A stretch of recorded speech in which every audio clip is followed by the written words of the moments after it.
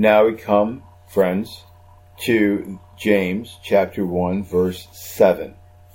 Reading King James Version, quote, "For let not that man think that he shall receive anything of the Lord," unquote.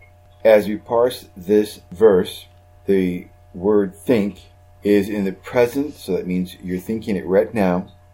And it says that this form is in the active. So this is something that's being done right now. You're thinking it right now. And it's in the imperative, which means that this is under a command, like under the command of Jesus Christ. So this is something that you're supposed to do right now. Think.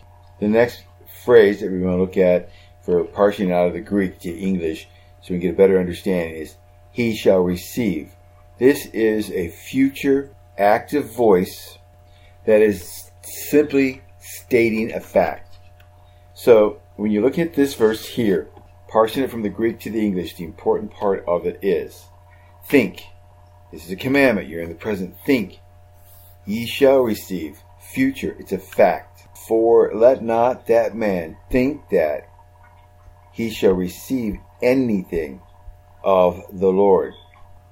John Gill goes to this fact, quote, that he shall, unquote, receive anything from the Lord, wisdom or anything else he is seeking after, for wanting faith, he has nothing to receive with.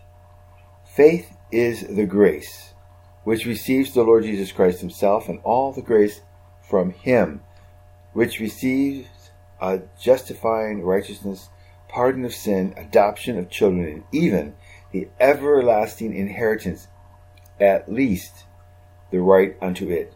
Wherefore those who have not faith as the wavering man cannot receive anything.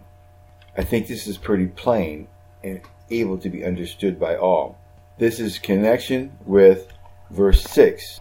So in this regards, if you're going to do this, think not that you shall receive anything from the Lord. You have to be able to ask in faith. Ask in faith.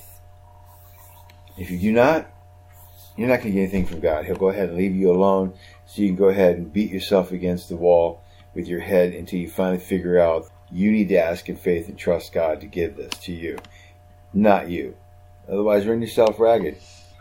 Stress out, have fear, do whatever until you can finally die on the cross and have faith when you ask that God will give this to you, and he will, liberally and upbraideth not.